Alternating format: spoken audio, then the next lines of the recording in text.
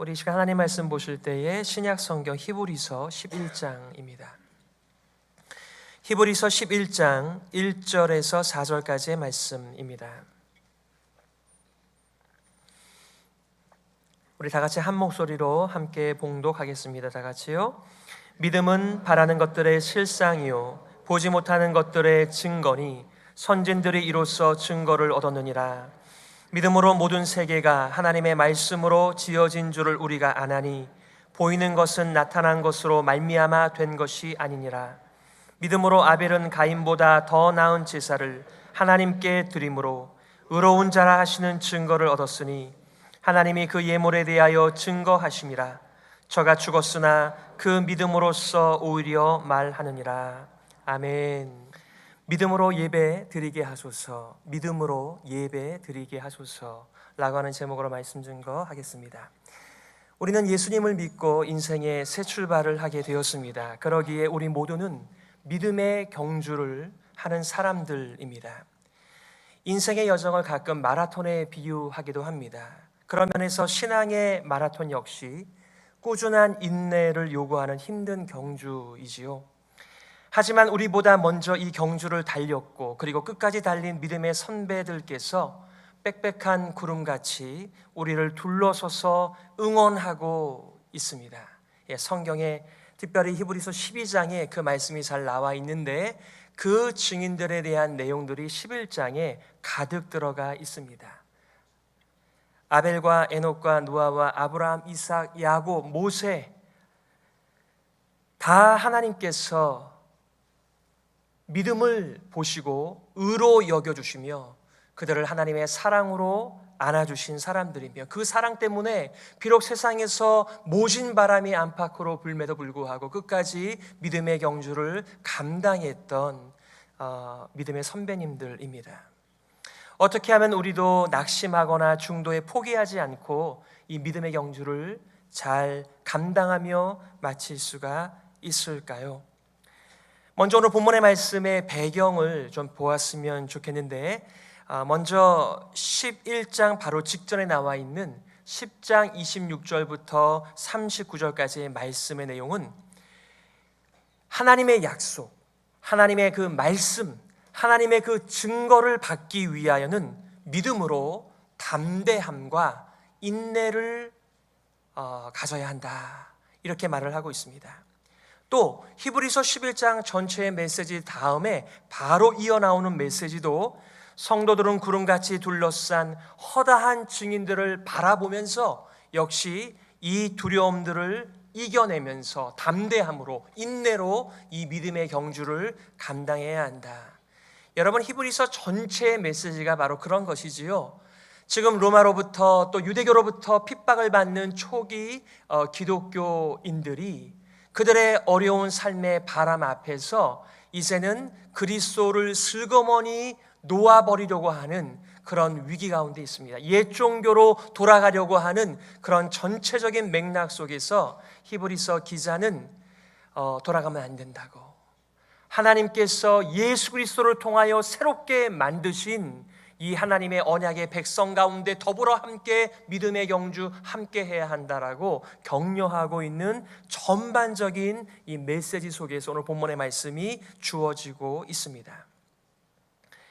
믿음의 모범을 보여준 구약의 증인들이 오늘 본문에 나오면서 이에 앞서서 믿음이 얼마나 중요한가라고 하는 믿음의 예찬 같은 메시지가 오늘 11장 1절부터 3절에 나와 있습니다.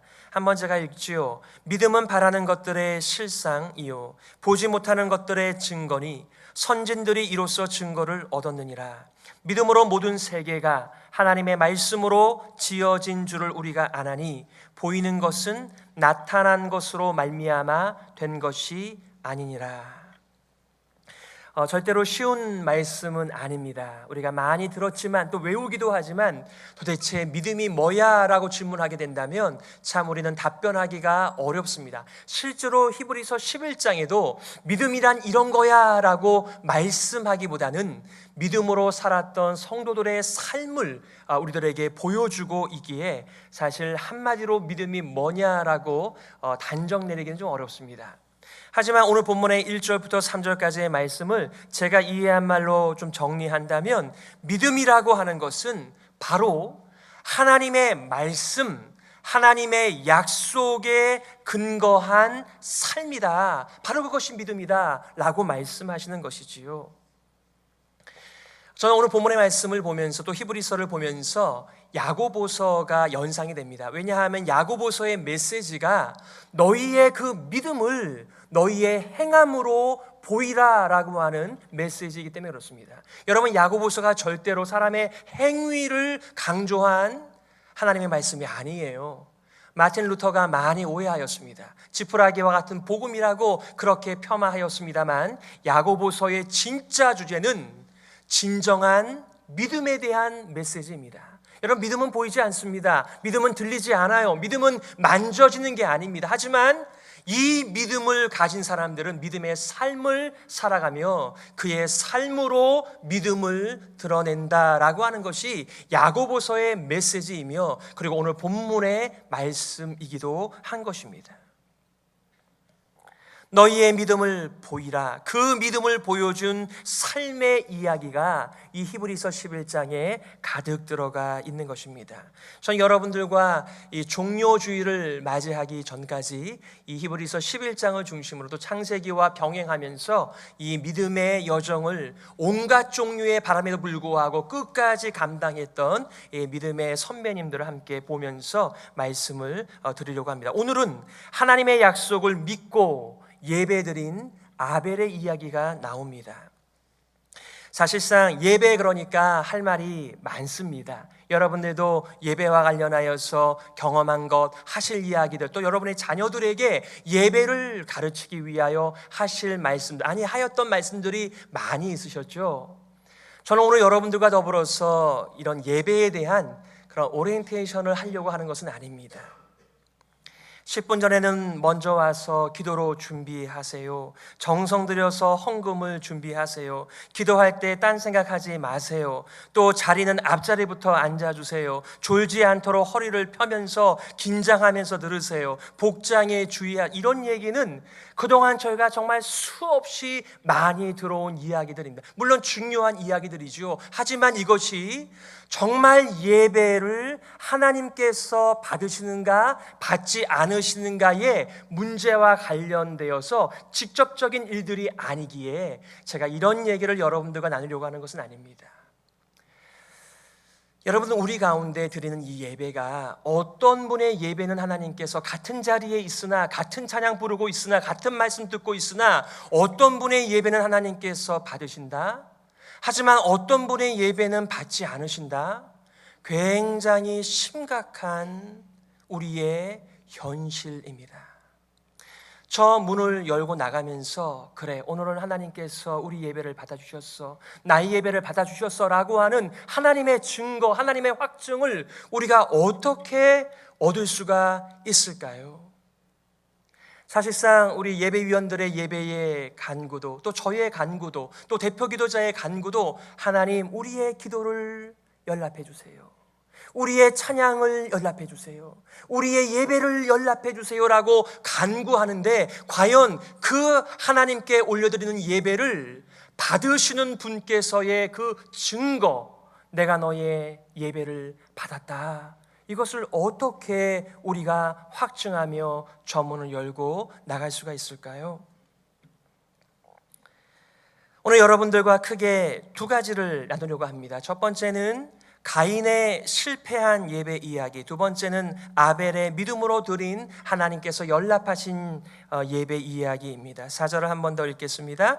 믿음으로 아벨은 가인보다 더 나은 제사를 하나님께 드림으로 의로운 자라 하시는 증거를 얻었으니 하나님이 그 예물에 대하여 증거하심이라. 저가 죽었으나 그 믿음으로써 오히려 말하느니라. 창세기 4장에 보시게 되면 가인 이야기와 아벨 이야기가 더 상세하게 나옵니다. 여러분, 염두에 두실 것은 비록 하나님을 떠난 인생들이지만, 타락한 인생들이지만, 죄가 관영한 곳에 살고 있지만, 모든 인생의 삶의 중심은 예배라고 하는 것을 꼭 기억하시기를 바랍니다. 창세기의 시작도 예배이며 요한계시록 성경의 마지막에도 다 예배입니다. 우리가 하나님을 알고 온전한 믿음으로 하나님을 예배하지 않는다면 우리는 다른 것을 예배하는 자로 살아가게 될 것입니다. 예배의 이 문제는 매우 중요한 문제입니다. 창세기 4장에 보시게 되면요, 가인은 농사하는 자였습니다. 그래서요, 땅의 소산을 가지고 하나님께 제사를 올려드렸습니다. 곡식을 제물로 드리는 소제였지요. 아벨은 양을 치는 자였습니다. 양의 첫 새끼와 기름을 여호와께 드렸습니다. 그런데 하나님께서는 아벨의 제사와 아벨을 연합하셨다. 여기서 연합했다라고 하는 말은 관심을 갖다, 주의를 기울이다라고 하는 말씀입니다. 하나님께서는 단순히 재물의 문제라기보다는 재물과 더불어서 그 재물을 가져온 제사 드리는, 예배 드리는 그 사람에 대하여 말씀하고 있는 것입니다.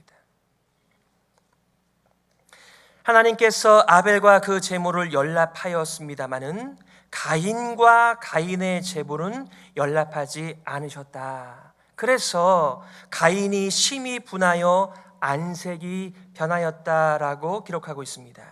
우리는 많은 분들이 이 질문 한 번씩은 던져보았을 거예요. 왜 가인의 예배, 가인의 제물과 가인의 인생은 하나님께서 거절하시고 아벨의 제사와 아벨은 연합하셨을까? 그 이유가 무엇일까라고 질문합니다. 2부 예배를 마치고 이제 인사를 하는 가운데 어느 분께서 나오셔서 저도 그 질문을 하였습니다. 이렇게 이제 말씀하시더군요. 왜 그분만의 문제겠습니까? 모든 분들이 하나님 앞에 예배드리러 나왔는데 그 예배가 과연 연합이 되어지는가? 하나님께서 우리의 찬양과 간구를 들으시는가? 이것이 얼마나 중요한 문제이며 이것이 우리의 삶 가운데 지대한 영향을 미치고 있습니까? 여러분들께서 학자들의 이야기를 한번 들으시면서 한번 판단해 보세요. 또 이렇게 얘기합니다. 첫 번째는 하나님께서 가인의 제사를 연합하지 않은 것, 아벨의 제사를 연합하신 이유는 하나님께서는 농부보다 목자를 더 좋아하셨기 때문이다. 두 번째는요, 곡식 제사보다는 짐승 제사가 더 가치가 있기 때문이다. 또 어떤 분은요, 선택적인 섭리로 아벨의 제사가 받아들여졌기 때문에, 무슨 얘기냐면요, 아벨과 가인이 제사를 드리기 전부터 내가 아벨의 제사는 받아야지, 가인의 제사는 받지 말아야지, 이렇게 하나님께서 섭리하셨기 때문이다. 또 네 번째 이렇게 얘기합니다. 가인보다 아벨이 더 정성을 다하여 제사를 드렸기 때문에. 한번 생각해 보세요. 곡식제단 제사라고 하는 거 그냥 잘라서 올려드리고 태워드리면 될 텐데 이 양을 잡는 것은 죽여야죠, 또 갈라내야죠. 그래서 그것을 기름과 피와 함께 올려드리지 않습니까? 그러니 얼마나 더 번거롭고 정성이 많이 들어갑니까? 그래서 그렇다 이렇게 얘기하시죠. 우리의 예배의 삶 가운데, 또 기도의 삶 가운데 지성이면 감천, 우리의 정성을 더 많이 보여드리면 하나님께서 감동하신다, 이런 마음들이 우리 안에 웬만한 사람들은 다 가지고 있습니다. 오늘 지금 예배를 드리고 있는데요, 오늘 오시기 전에 어떻게 마음을 잘 준비하셨습니까? 여러분, 우리 찬양대가 찬양할 때 아멘으로 화답하셨습니까? 대표 기도자께서 기도하실 때 그분이 마음에 들든지 안 들든지 간에 그분의 예배자로서의 간구 앞에서 아멘으로 화답하셨습니까? 늘 있는 일은 아니지만 가끔 아내와 다투게 되는데요. 믿어주시는군요. 그런데요, 아내는 저랑 관계가 안 좋아져도요, 저를 위해서 간절하게 기도를 합니다. 왜냐하면 남편이기 때문이라기보다는 제가 예배자이기 때문에 그렇습니다. 과연 우리는 예배를 드릴 때 하나님이 우리의 초점, 그분이 우리의 포커스인가? 여러분, 오늘날 여러 가지 방식의 예배의 형태들이 있습니다. 열린 예배다, 닫힌 예배다, 전통 예배다, 여러 가지 의미들이 있습니다만은, 그래서 예배의 순서를 이렇게 바꿨다, 저렇게 바꿨다, 이렇게 우리가 조정하지 않습니까? 그런데 오늘 성경은 예배의 형식의 문제라기보다는 그 예배자가 누구인가, 이것을 말씀하고 있는 것입니다. 칼빈은 이렇게 얘기했습니다. 예배자의 동기와 중심에 따라서 하나님께서는 그 사랑과 제물을 받으시기도 하고 받지 않으시기도 한다는 것입니다. 그러므로 여기서 믿음으로 예배를, 제사를 올려드렸다라고 하는 말의 의미는 한 번 예배를 드린 것, 한 번 제사를 드린 것이 아니라 그의 삶의 예배 가운데 이 예배를 의미하는 것이지요. 아더 핑크라고 하는 청교도 목사님께서는요, 이 본문에 대하여 이렇게 말씀하시더군요. 가인의 제사를 받지 않으신 것은 피 흘림이 없은즉 사함이 없는 것인데 피가 없는 제사였기 때문에 하나님께서 가인의 제사를 받지 않으셨다. 또 땅의 열매보다, 여러분, 땅의 열매는 하나님께서 땅을 저주하시지 않으십니까? 그러니 저주의 소산물이기 때문에 그렇다라고 말씀하시면서 가인이 정말 하나님 앞에 형식적으로 오히려 불순종한 삶을 살면서 그렇게 구색만 맞추었다, 이렇게 말하였습니다. 어떤 부분은 맞는 부분이 있기도 하고요, 어떤 부분은 좀 아닌 부분도 있습니다. 여러분, 소제도 하나님 앞에 올려드리는 제사, 속죄제, 제물을 올려드리는 제사도 하나님 앞에 바쳐지는 예배요 제사이죠. 그러므로 여러분들, 가인의 제물, 아벨의 제물에 하나님께서 연락하고 안 하고가 결정되었다라기보다는 가인이 어떠한 인생을 살아가면서 어떠한 마음으로, 어떤 동기로 하나님께 나아왔는가. 아벨이 제물을 잘 준비하였지만 그의 마음의 중심의 동기가 무엇이었는가, 이것이 더 중요하다라고 하는 통전적인 우리의 예배의 삶을 가리키는 것이라고 이해하는 것이 오늘 본문에 대한 올바른 이해라고 믿습니다. 왜 가인의 제사는 받지 않으셨을까? 왜 아벨의 제사는 받으셨을까? 둘 중에 하나만 받으셔야만 했는가? 둘 다 안 받을 수도 있었나? 둘 다 받으실 수도 있었나? 우린 여러 가지 생각을 하게 됩니다만은 이것이 제물의 문제가 아닌 예배자의 문제였다라고 하는 것을 우리가 일단 정리를 좀 하게 됩니다. 오늘 여러분들과 크게 두 가지, 첫 번째 믿음으로 드리지 못한 가인의 예배, 두 번째는 믿음으로 올려드린 아벨의 예배를 좀 나눌 텐데요. 첫 번째는 믿음으로 드리지 못한 가인의 예배의 특징을 보세요. 가인은 오히려 예배를 통하여 자신이 하나님 앞에 불의한 자라고 하는 증거를 얻은 사람입니다. 잠언 15장 8절에도 이렇게 말씀하죠. 악인의 제사는 여호와께서 미워하신다 그랬습니다. 여러분, 그 수많은 선지자들께서 이스라엘 백성들과 유다 백성들의 그 죄를 지적하실 때에 예배 좀 그만드리라고, 그 천천의 수양과 만만의 수양을 가지고 하나님의 마음을 얻겠느냐라고 말하면서 그들이 연락되지 못하는 이유는 그들이 가져온 재물 때문이 아니라 예배자, 당사자에게 있음을 말씀하였던 것입니다.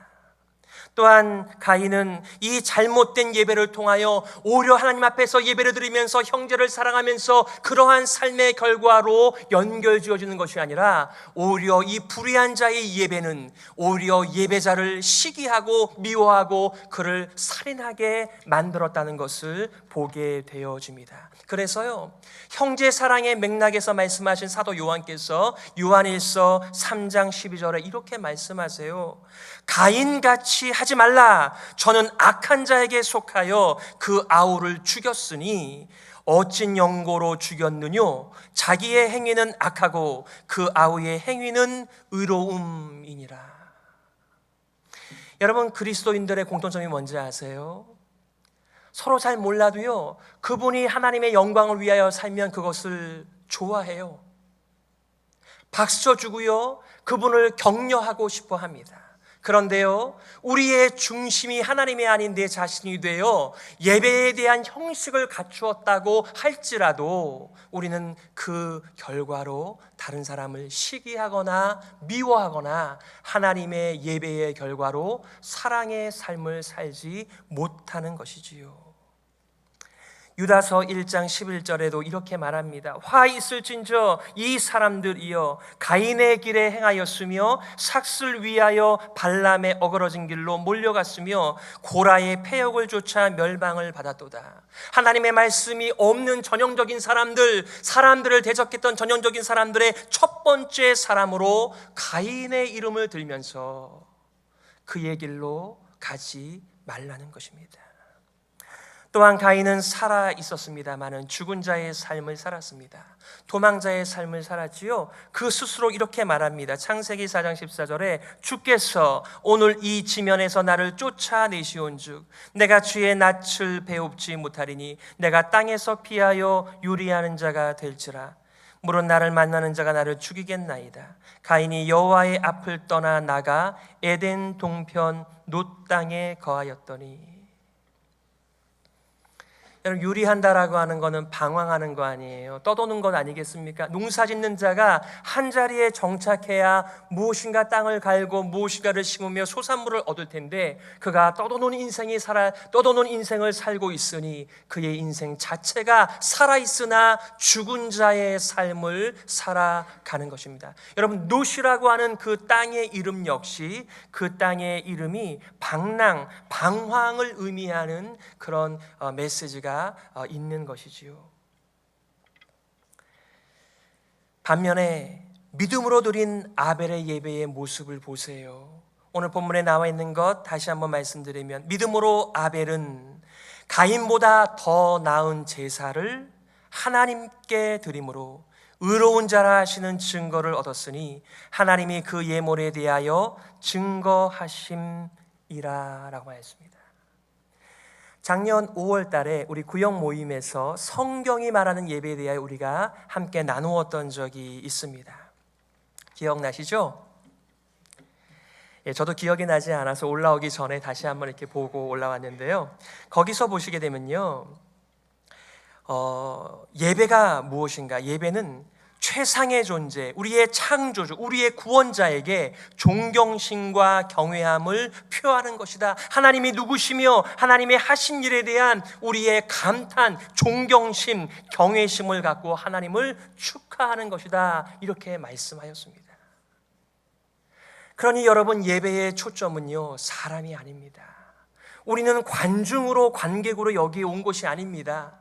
기도자가 얼마나 기도를 잘하나, 설교자가 얼마나 말씀을 잘 준비했는가, 찬양대가 얼마나 찬양을 잘 하는가가 아니고요, 우리는 이 예배의 시간, 모든 시간마다 하나님 앞에 내가 무엇을 드릴 수 있겠는가, 내가 무엇을 얻을 수 있는가가 아니고요, 하나님 앞에 무엇을 내가 드릴 수 있겠는가, 그것이 예배의 초점이며 올바른 예배자의 우리의 준비라고 성경은 말하는 것입니다.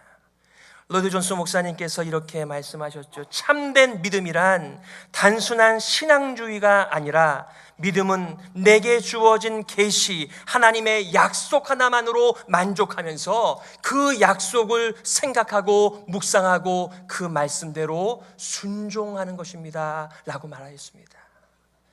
얼마나 종교개혁자에 대한 그 논지를 잘못 이해하여 믿음으로 말미암아 산다라고 하는 말 때문에 우리는 아무것도 하지 않아요. 그냥 지적인 동의 정도로서 우리는 구원을 받는다라고 생각하지만, 여러분, 진정한 믿음은요, 보이지 않지만, 들리지 않지만, 손에 잡히는 것 아니지만 우리는 그 믿음을 발휘하며 보여주며 살아가는 믿음의 삶인 것을 성경은 분명하게 말씀해 줍니다. 절대로 행위로 구원받는 것 아닙니다. 믿음으로 구원받습니다. 하지만 믿음이 있는 사람들은 거기에 따라가는 우리의 삶의 순종이 있기에 우리는 우리의 믿음이 온전한 믿음인가, 구원 얻는 믿음인가, 그리고 하나님 앞에 연락이 되어지는 믿음의 예배인가를 분명히 점검할 필요가 있는 것입니다.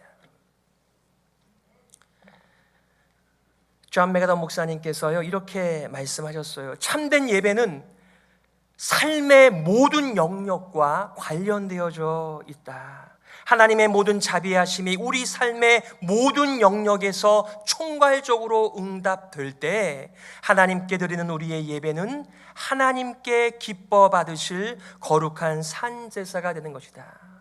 여러분, 그 유명한 로마서 12장 1절의 말씀이죠. 로마서 1장부터 11장까지는 아무도 흔들 수 없는 우리의 구원에 대하여 하나님의 그 변함이 없는 사랑에 대한 메시지이고요, 12장 1절에 그 사랑에 근거하여 무엇이라고 말합니까?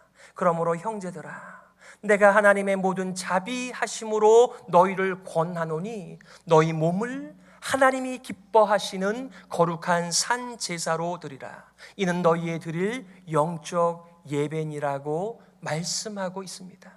정말 모든 것이 다 하나님의 은혜입니다. 하나님의 사랑입니다. 하나님의 긍휼입니다. 그분의 오래 참으심입니다. 그렇다면 거기에 걸맞는 우리의 삶의 중심이 예배임을 말씀하고 있는 것이지요.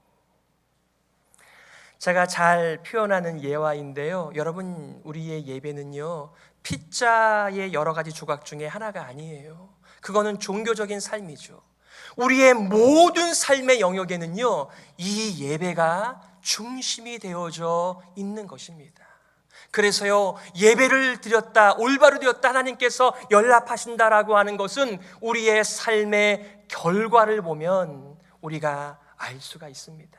예배를 드리고 더 하나님께 가까이 가며 그 예배를 통하여 더 형제와 교회를 세우는 일에 우리가 쓰임을 받고 있는가, 틀림없이 그 예배를 하나님께서 연락해 주신 것입니다. 하지만 예배를 드리고 나서 더 우리의 마음에 분노가 찬다라고 한다면 죄송하지만 우리는 믿음으로 올려드린 예배가 아닌 것입니다. 아벨은 이 예배의 삶 때문에 죽임을 당하게 되었어요. 순교하게 되었습니다. 아벨은 그렇지만 살해당했지만은 오히려 살아서 믿음을 전파하게 되었다. 이렇게 오늘 하나님의 말씀, 히브리 저자는 말씀하고 있습니다. 정말 억울한 죽음을 당한 것 아닙니까? 하나님께서 죽일 자를 잘못 선택하신 것이 아닙니까? 저에게 구약을 가르쳐 주셨던 총신대학원의 원장을 역임하셨던 김희보 교수님께서 이렇게 말씀하셨어요.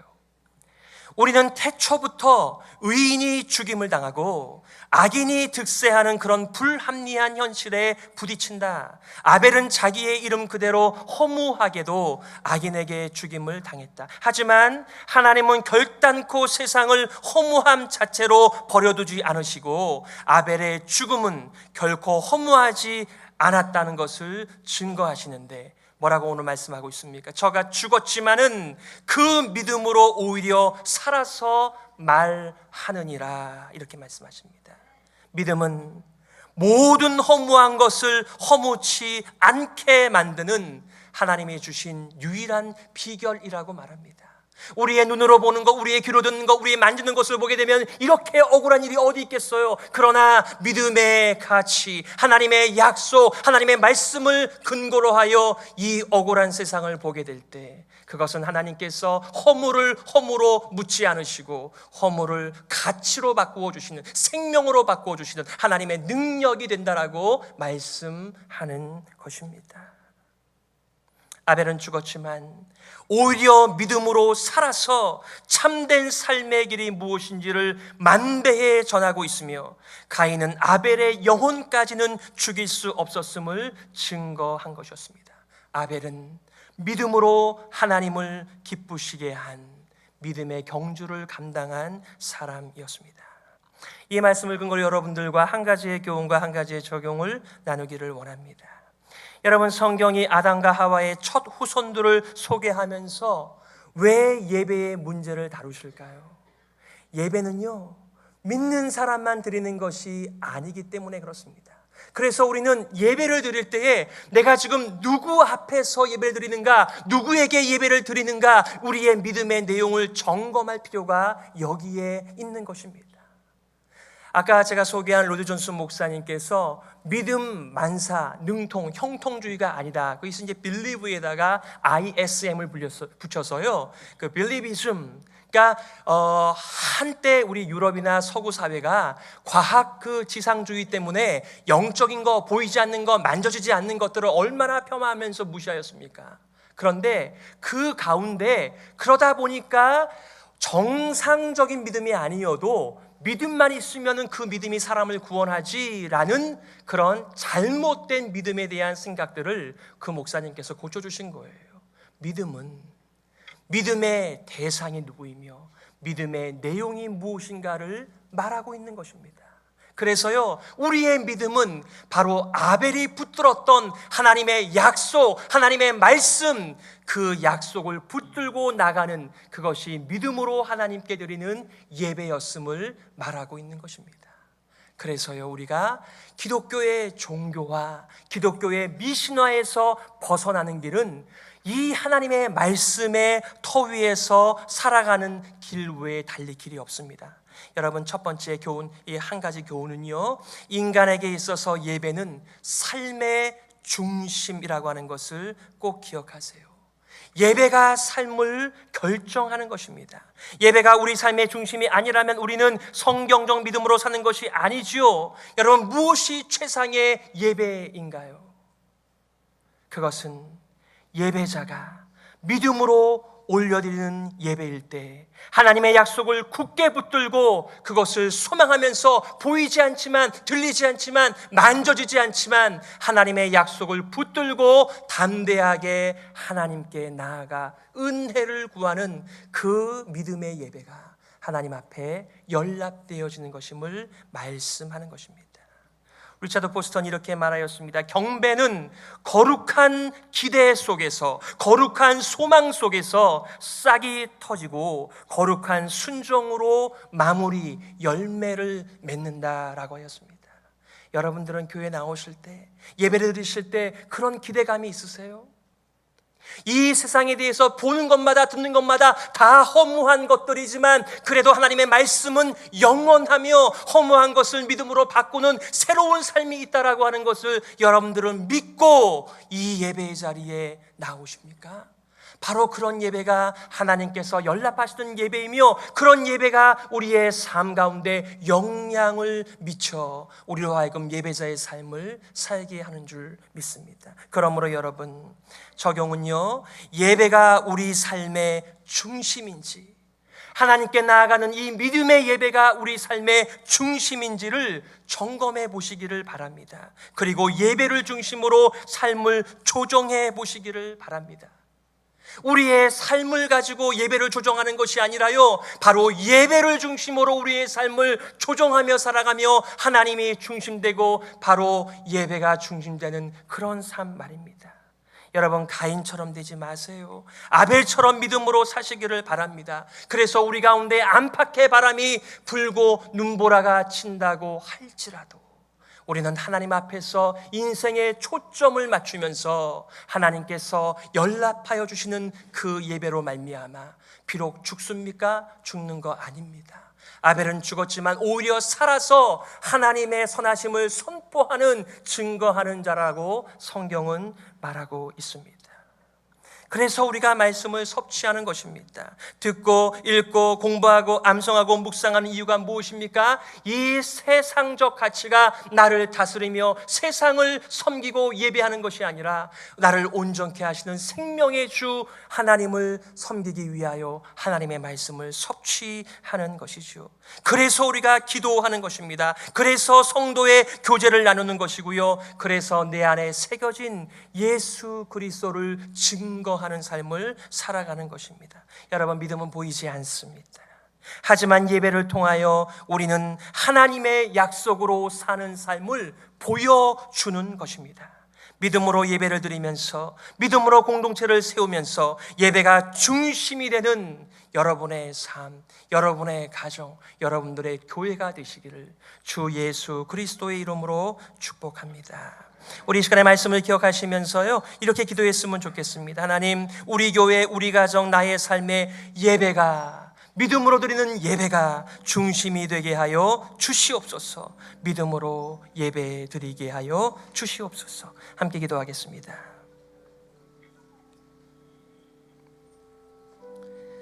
오 하나님 아버지, 하나님의 말씀을 우리의 귀에 들려주시고 우리의 눈을 열어서 주님의 놀라운 법을 보게 하여 주시며 하나님의 약속의 말씀 붙들 수 있는 믿음의 믿음을 더하여 주시옵소서.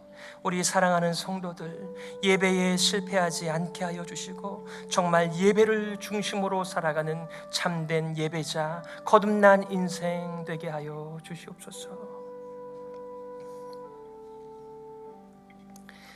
하나님 참 감사합니다. 눈에 보이는 것, 눈에 귀에 들리는 것 참 많이 있지만은 우리는 예배의 자리로 불러주신 하나님의 은혜와 긍휼과 사랑에 감화 감동되어 이 예배의 자리에 나왔습니다. 우리의 예배를 온전히 연락하여 주시고 영광받아 주시옵소서.